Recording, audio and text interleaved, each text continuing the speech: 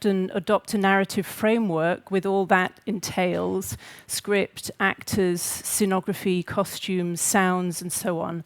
The story itself tends to recede often into the background, while other more intransient aspects become the focus instead. The mechanics of storytelling, language as a plastic medium, the counter relations of gesture and words, or the gulf between what we see and what we hear. So while her films do obliquely tell a story, they also extrapolate certain broader philosophical or perceptual problems, ones that seem to be closely connected to the various forms of alienation we experience in contemporary society now. In his 2009 book, The Soul at Work, From Alienation to Autonomy, Italian philosopher Franco Biffo Berardi describes the psychological effects of what he calls our current constant mobilization of attention. And this idea of a constant mobilization of attention is something that Wardill is also very concerned with, I think, and the result of that fragmentation of experience. So Emily Wardill's films mobilize attention by making structures that are usually transparent, opaque, such as physical space, language, identity, gesture. And today I want to particularly look at the ways that Wardill uses space, how it appears literally in her films, but also how it appears in an exhibition like this as a whole.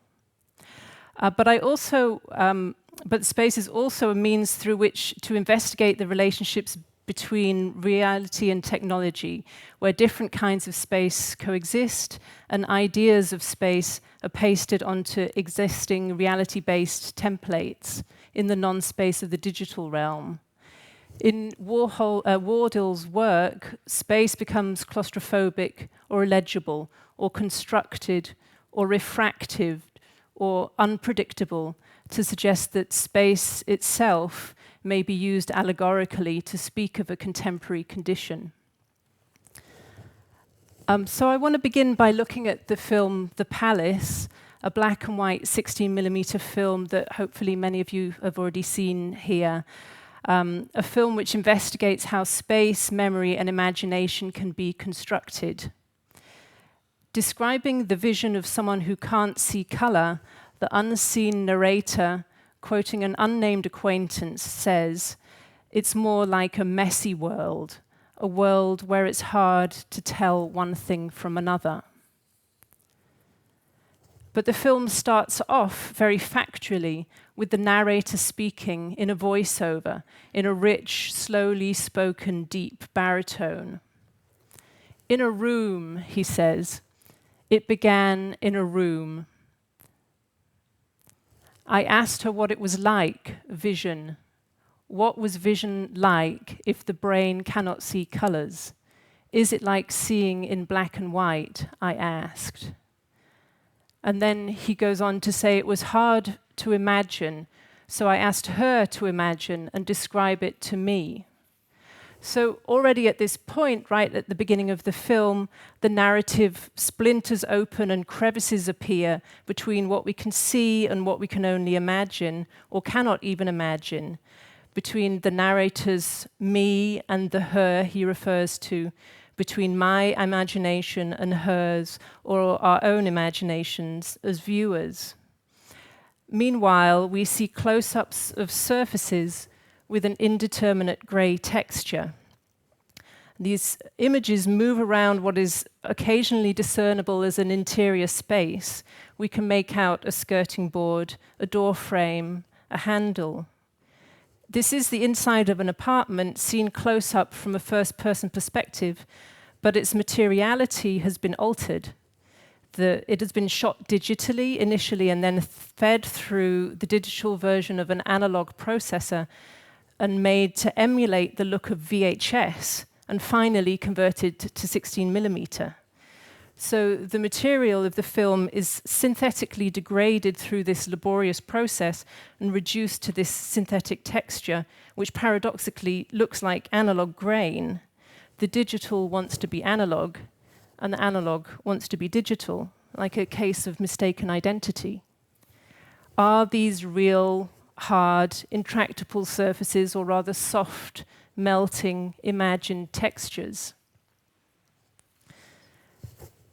The palace film takes as its starting point the idea of a memory palace.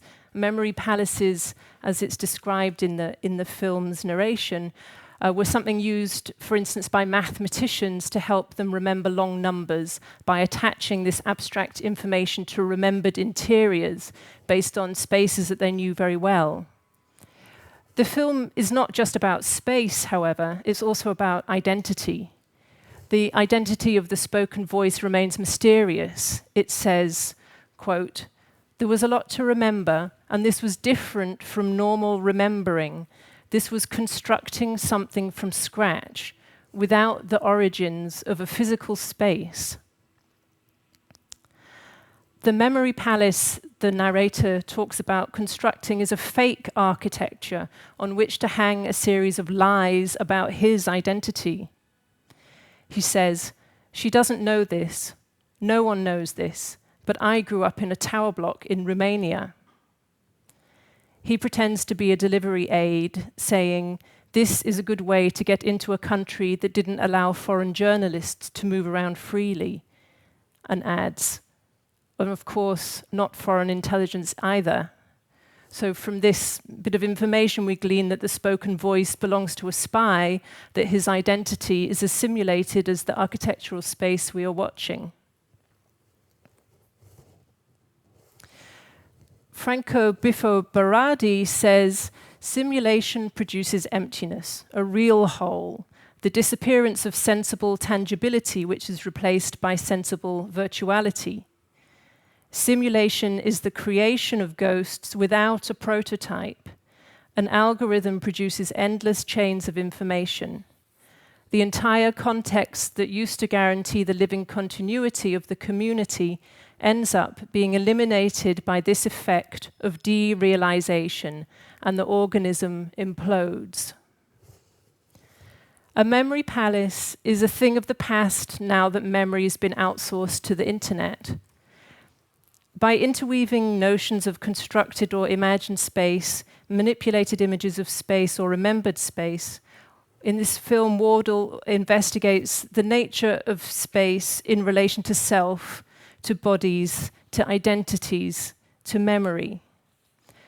Though virtual reality, dream states, or mental distraction may now supplant the physical nature of self and surroundings, Wardill suggests, they are nevertheless contingent upon them. The head can never fully escape the body. In Wardill's most recent film, No Trace of Accelerator, the location here, the space in question, is a single room, an apartment that is isolated. The doors are locked and the windows are sealed. And a scene early on in the film serves to establish the wider context of this room. It's a bird's eye view of snowy mountainous landscape, which then zooms in on this single isolated house, muffled in a thick covering of snow. And when I spoke to Emily recently, she told me that with this establishing shot, she was thinking of the initial establishing shot of Stanley Kubrick's The Shining, which we can see here in a very bad quality, grabbed from YouTube. So in this incredible long opening shot, I don't have the sound here, so you have to imagine an ominous soundtrack that goes with it. We see a small yellow Beetle car traveling through these otherwise completely empty roads, surrounded by this kind of increasingly impressive, monumental and forbidding landscape. And it continues on its way, going deeper and deeper into this landscape. Eventually the credits start rolling. The whole thing takes a whole 5 minutes as the car drives along this narrow road, bringing Jack Nicholson's character, who's driving in the car, to the remote hotel for a job interview. This is the beginning of the narrative that then evolves in The Shining. So he's moving farther and farther away from community, from civilization, deeper and deeper into the inaccessible countryside. This is the final extract of this establishing shot. And this is a classic horror movie device, basically. It's derived from fairy tales like Bluebeard or Beauty and the Beast, establishing an essential physical isolation of the main character and the remoteness of help. No one will hear you if you cry out. Here's Jack entering the hotel. So it's the psychological charge of this utter isolation that makes the tension in The Shining almost unbearable as Nicholson gradually succumbs to insanity. And in her film, Wardill uses a similar tracking shot. Excuse, again, the very bad quality here. I'm sure Emily would be shocked if she saw me showing you this. So she has used this scene to zoom in on the isolated house until we are inside and we see this woman, one of the central characters, standing by the window looking out. And she says, "I always love it in the mornings when you can hear the snow before you can see it." And so in this film, as with many of its predecessors by Wardill, there's a confusion between seeing and hearing, where the faculties of speech and sight seem to become dislocated and operate separately or at cross purposes. And this is something that Wardill is also amplifying in the exhibition here by bringing the speakers separately into the space before you go and see the film. So you hear the soundtrack itself as a kind of separate entity before you actually see its relation to the moving image. So we find ourselves in this domestic space with table, chairs, kitchen unit, stove, a bathroom. It's a theatrical, stylized interior. It's almost diagrammatic, particularly as it's practically monochrome. Everything in it is black or white. There's white furniture, white walls, white tiles, a white telephone with large black buttons, white birds with black eyes in white cages. It appears both reductive and exaggerated, as does the clothing that the characters wear, provisional white toile costumes with visible black stitching. So this is a scene set for melodrama, more of an idea of an interior than a convincing inhabited space. It functions through immersion. It's an inescapable interior. And it's in this space that the narrative plays out between the film's three characters, whose names we never learn. There are two men, one bearded and one clean-shaven, and one woman, whom we see separately or together, sitting together at the table, talking to each other directly or obliquely. This is the third character. They're making coffee, taking a shower, arranging the glasses in the glass cabinet. But this space also doubles as the studio space in which we see these same actors pacing the room, reading news reportage and radio announcements in footage that looks like outtakes. These scenes act paradoxically as, on the one hand, interference in narrative cohesion, splintering the portrayed reality in which we find the characters, while on the other hand, the scenes function as vehicles through which to bring in contextual information, namely the background facts of the story itself. And in this, as in many of Wardill's works, both radio and telephone play important roles. These are means through which information from the outside world travels into an interior space, to the inside of these four walls. The woman says to the bearded man at one point, quote, "I know that you think I live in this bubble, but I have my radio." So inhabited space becomes permeated by technology, as an individual's own knowledge is infiltrated by external sources of information. So this describes the space, but what about the story itself? We may know, if you've read the press release and the handout for the exhibition, that this film is based on a true incident, on a series of unexplained outbreaks of fires in a small French town in the 1990s. But watching the film, it quickly becomes clear that Wardill's interpretation is concerned with more than just straightforward storytelling.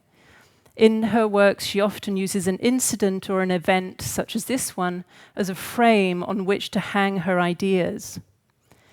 In her films, the underlying structure of the particular history they begin with is often reworked to the point of invisibility. The films are usually developed through a long process of research, script writing, and often improvisational workshops together with actors through which the script evolves. Here, the framework event is a series of 13 fires in the French village of Marennes-en-Montagne that took place between November 1995 and February 1996 and remained unexplained during that time. And Wardill's interest here, beyond her fascination with fire, which we'll come to a bit later, is the particular relation of narrative to the case study. The case study, as she describes it, is a simplified space. It operates like the smoothing effects of memory. It can reduce a complex event from the past to a single smoothed out image. The case study is determined to stick to the facts, to provide clarity, so loose ends have been trimmed off, and it's by necessity incomplete. The incident of the unexplained fires in Marennes-en-Montagne was used as a case study in a book called The Social Amplification of Risk that was edited by 3 of the world's leading analysts of risk. And they used this case study to examine the exponential increase of fear in this isolated community over the period of months when the fires were breaking out. So this case study, as it is used in the book, becomes for Wardill a second layer of source material that she uses for the film. It's an already mediated and interpretive version of the events. So in a sense, Wardill's film is the case study of the case study. And this is what becomes her kind of main and doubly concentrated source. However, when I saw it in this linear way, there was another establishing shot that came before that of the snowy landscape. And this establishing scene, rather than establishing place, addresses tone and tenor. The scene opens with a voiceover, an instruction. I have hidden a black wallet in this room. Whereupon we see character C searching for it amongst the furnishings of the apartment until finally finding it in a box in the fridge. This exercise is then repeated with the voice now telling the actor that the wallet has been hidden again in the same place and that he must appear to be looking for it. And this immediately from the very beginning prizes open the veracity of what we hear and what we see. Now the character is only pretending to look for the wallet, but then who's to say that he wasn't already pretending the first time? The fundamental tenor of this work is one of not knowing, of inquisition, and the fear that not knowing can generate, how it can overspill into the imagination and create a kind of mass paranoia, and how this state of not knowing is capitalized upon by the media, which not only allows one to be aware of what is going on beyond these 4 walls, but also plants extraneous ideas in minds that are fertilized by fear and insecurity. And needless to say, this idea brings much of our current political situation and media manipulation to mind. But in Wardill's film, the actor's improvisation is also based in this paradox of having to act out a not knowing while actually being in possession of the facts, a kind of doubling of identity. Images and actions become like diagrams that describe the impossibility of getting close to facts, to answers, to understanding about what actually happened.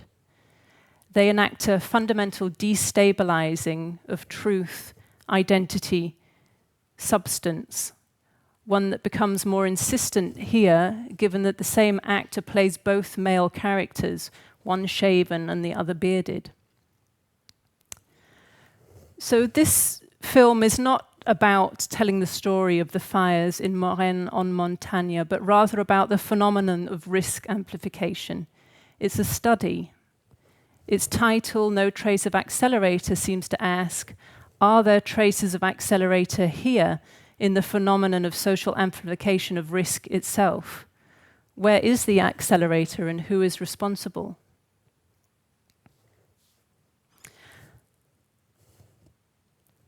And now I want to spring back just to bring in an earlier film of Emily Wardill's called Full Firearms from 2011, and just look a little bit about what the similarities might be. Berardi, again, writes in the same book, the soul is a metaphor for the energy that transforms biological matter into an animated body. In a sense, we could say that the soul is the relation to the other. It is attraction, conflict, relationship. And I think Wardill's films are very much concerned with these kinds of relations to the other, with attraction, conflict, relationship, and all of the psychological range that these encompass. In Full Firearms, for instance, this is very much the case. And this film also takes a history as its starting point. This time it's about an heiress to an arms manufacturer who is haunted by the ghosts of the dead killed by the weapons produced by her father's company. And in Wardill's film, Imelda, this is Imelda, the heiress, she decides to build a house to house these spirits. So again, the story itself is located in a space that's used allegorically. The very précis on which the film is structured is essentially a mix-up of real and unreal. You can't build a house for spirits who have no bodily functions or need for dwelling. Haunting here is exchanged for inhabitation. When the unfinished building is squatted by homeless immigrants, Imelda takes these to be the ghosts, again exchanging body for spectre. In Full Firearms, glass appears repeatedly and is used pointedly as a disruptive rather than a transparent element, refracting images such as here that's seen in the architect's office, or muffling conversation. Dialogue is similarly unreliable. A disembodied voice issuing from a car radio seems to usurp the role of narrative voiceover, while conversations may be diverted through gadgets, with the cell phone inevitably winning over face-to-face communication. Those conversations we do hear, meanwhile, are characterized by misunderstanding. Reality clashes with its technologically mediated versions. Relations between characters are interrupted by emotional overspill. The factual and the imaginary bleed into each other. As with No Trace of Accelerator, the film prevents a complex woven structure in which the original plot is threaded through with disturbances. So what can we see? What do we hear? How do image and sound relate? What is an image or an object? How separate is one thing from the next? In Wardill's films, images are refracted, dialogue is obscured by ambient sound, and characters' consciousnesses seem to overlap without ever really connecting. As the narratives flip through various permutations of possible meaning, comprehension is baffled. In an interview from 2010 with artist and curator Ian White, Emily Wardill talks about writing the first scene for a script in which a character is in the kitchen making a meal while listening to the report on the radio of a massacre, and this event seems to talk to him through the radio, like another voiceover of sorts. And she describes it like this. We are haunted too by the wealth of a present which was past, and this is just one present among many.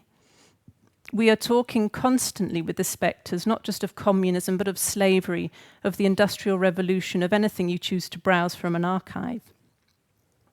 What I am interested in is what happens when that spectre rematerializes, and instead of being just available, it becomes active and starts confounding those who imagined it with what it actually does. And when I read this again, it seemed to me to be a great description of the way Wardill's films work in general, the spectres being the case studies they begin with, that don't undergird the story so much as haunt it, confounding those who imagined it with what it actually does in some way. So there's an allegorical undercurrent to Wardill's work, where each thing seems to speak of something else. Boundaries between one thing and another, or one state and another, are deliberately destabilized and become perilous. Things, states, are constantly shifting. Images are like diagrams. Tasks like examples, sounds like memories, letters want to be images, shirts want to be walls, walls want to be water, film wants to be painting.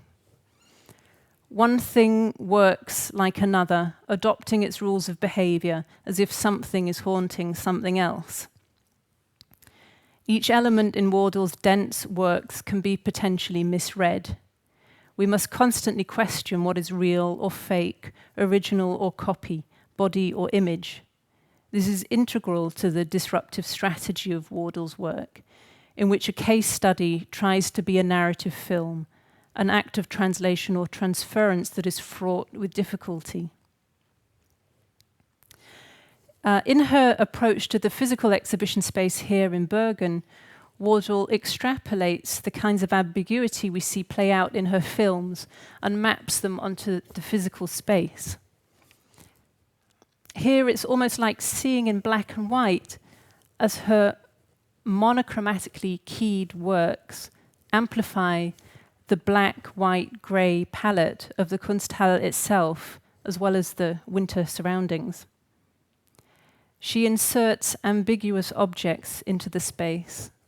Letters that look like images, objects that look like surfaces, where 3 dimensions appear like 2, and sound travels evocatively between the 4 interconnected galleries.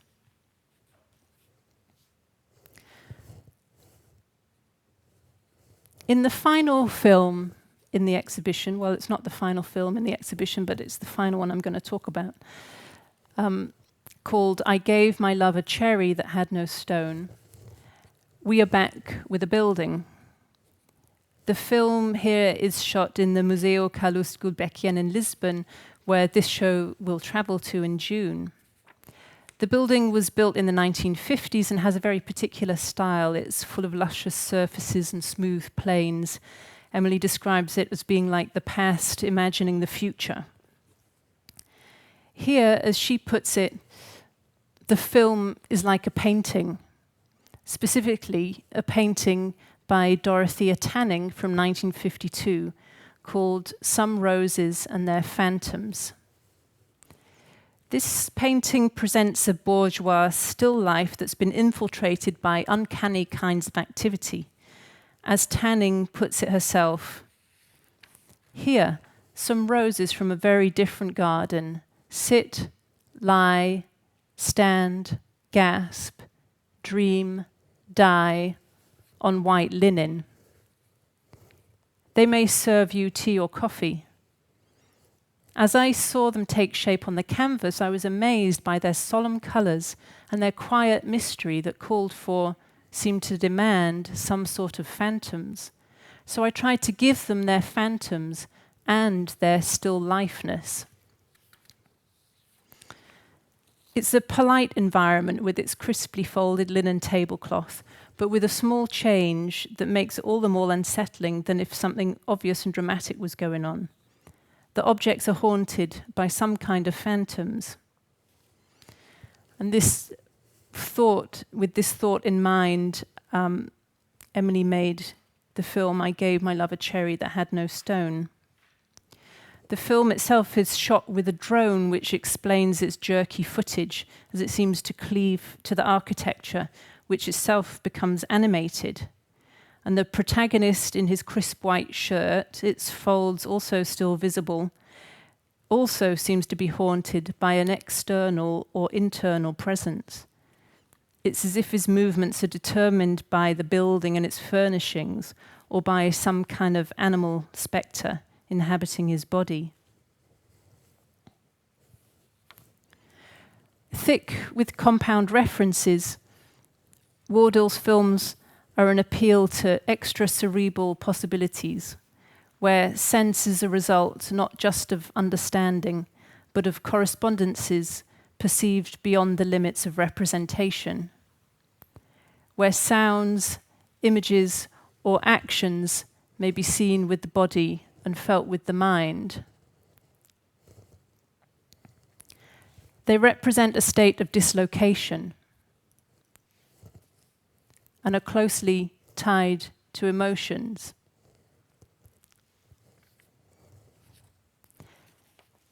I'm going to read another quote by Emily about how she approaches this idea of feelings, how to articulate them in a film.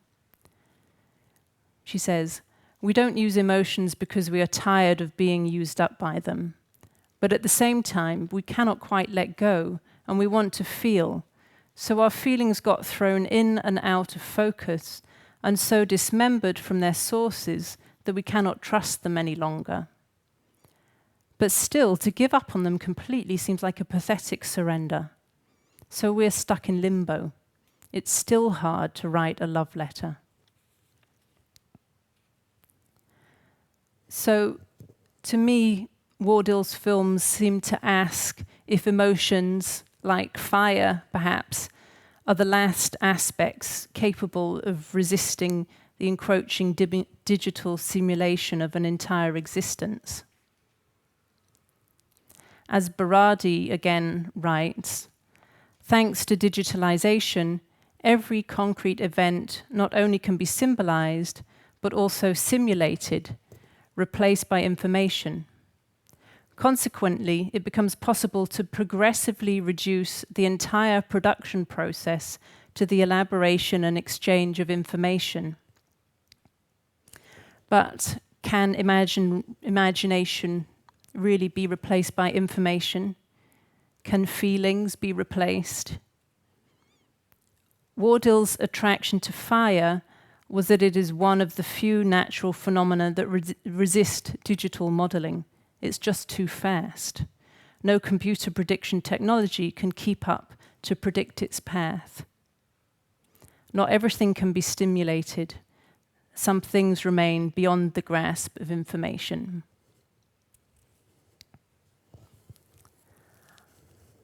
That's the end of my talk.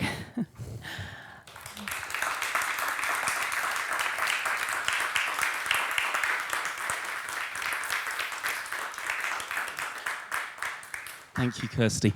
I said there was some time for questions. Thank you for the wonderful talk. I don't know whether anybody has anything that they want to ask Kirsty or any comments. Did you all have a chance to see the exhibition before?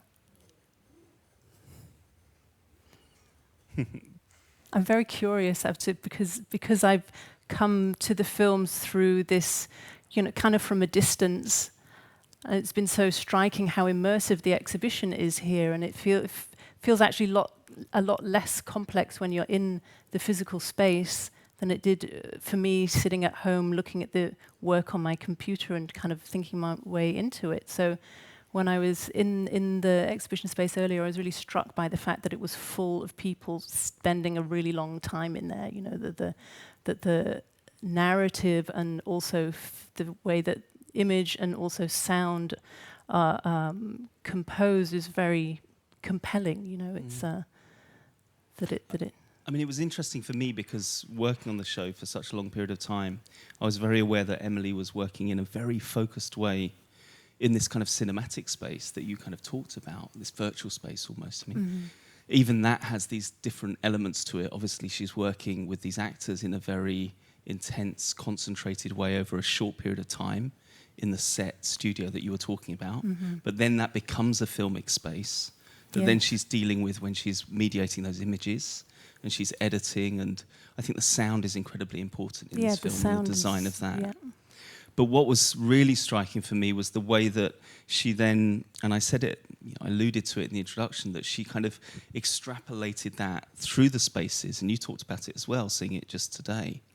But I think, we had a conversation with Emily after the exhibition, and she was talking a lot about this idea of things constantly kind of flickering between two states, or two almost strobing between these different, so words wanting to become images, images trying to become words, the relief was a really interesting idea within that. And in Dorothea Tanning's painting, they're almost like kind of reliefs, these kind of strange constructed rose-like kind of heads. But the reliefs in the show, they're like images that want to become three-dimensional, or pictures that want to somehow have a form, objects that want to kind of flatten back into an image. Yeah. And I think, it was really interesting talking to her about this kind of this space that she kind of constantly tries to inhabit and kind of open up, I guess, around these things kind of moving between these states. Exactly, it really kind of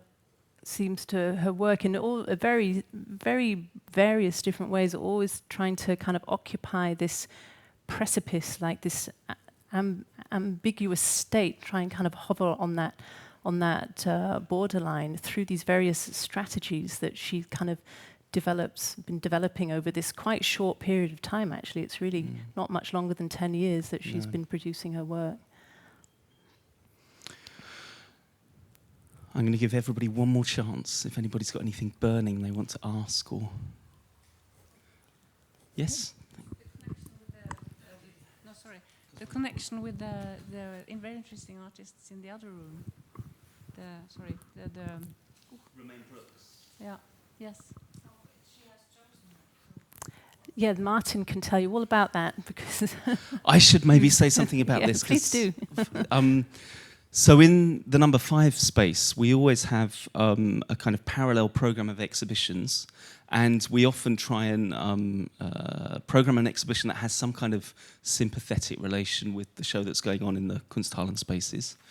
And on this occasion, we asked Emily whether there was, because we knew how invested she was actually in her own research around not just these case studies, but also other artists, as you were talking about, Kirsty. And she immediately started talking to us about this artist, Romain Brooks, who I didn't know her work at all, but she was an American artist born at the kind of turn of the century, well, a little bit before in the 19th century, but began kind of working and kind of showing around 1900, and was born in Italy, actually. And so she was this expatriate American artist who got very quickly kind of absorbed into a kind of fin de siècle, Belle Époque kind of milieu, and was working in Paris.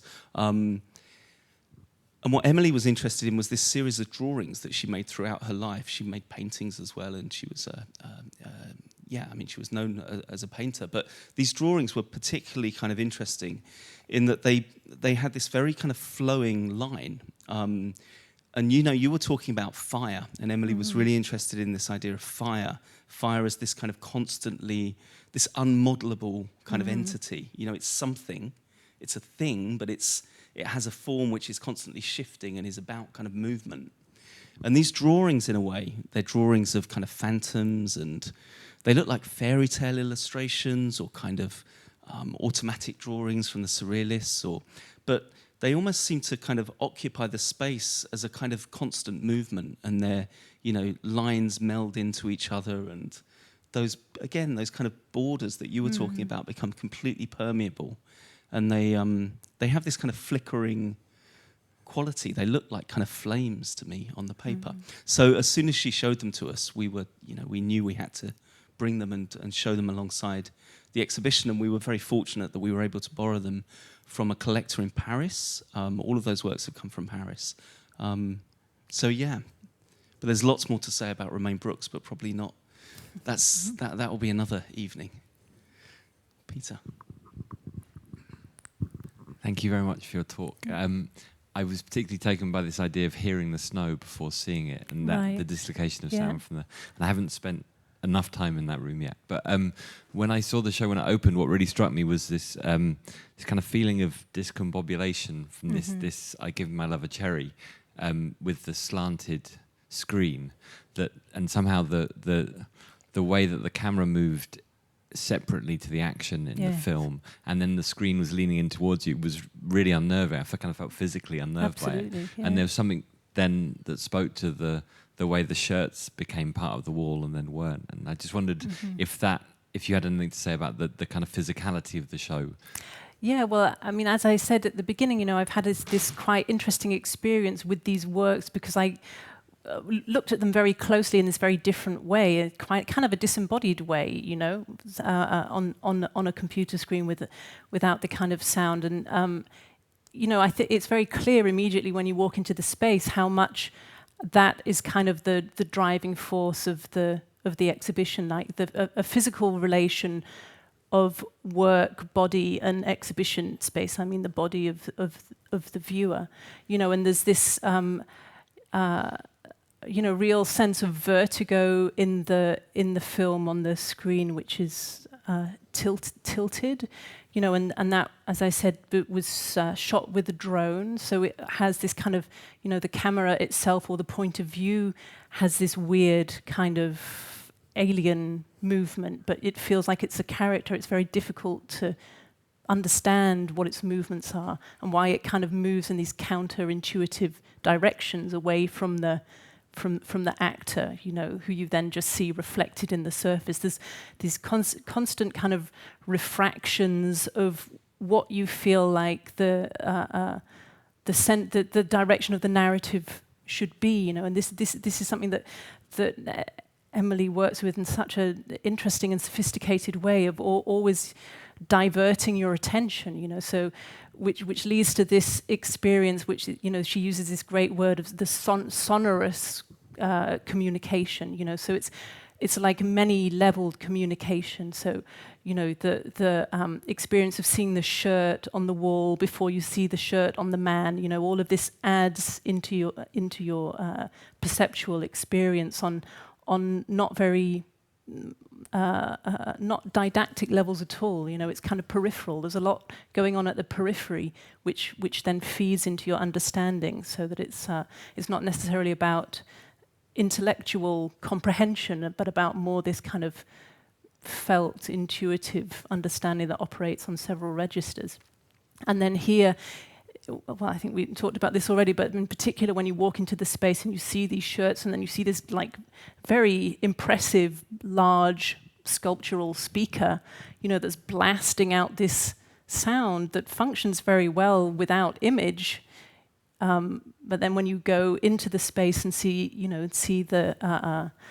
that, you know, realize that is the soundtrack to this film, you know, it's this kind of cumulative understanding that I suppose also has to do with this kind of strategizing this state of unknowing, you know, or that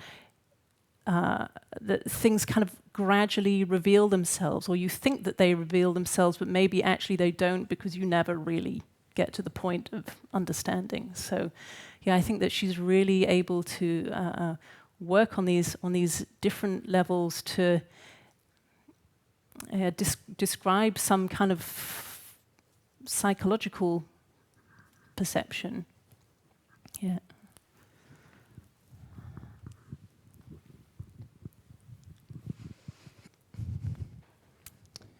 Does anybody else have anything they want to? No? Well, we've talked for an hour. Have we? So I think I should mention at this point that Kirsty's writing a text which will be featured in a publication that we're producing to accompany the show. As you mentioned, and I'm pleased you mentioned it because I forgot to, the show will be touring to the Calouste Gulbenkian Museum in Lisbon, and it opens there on the 1st of June. And the book will be produced to be launched on the occasion of that opening. And Kirsty will be writing a text, and we'll definitely, I think, Maria, be doing some kind of book launch here in Bergen when that's back. So do come and hope to see you on the occasion of that. So it just remains me to thank you, Kirsty, and thank all of you for coming. Thank you. Thank you.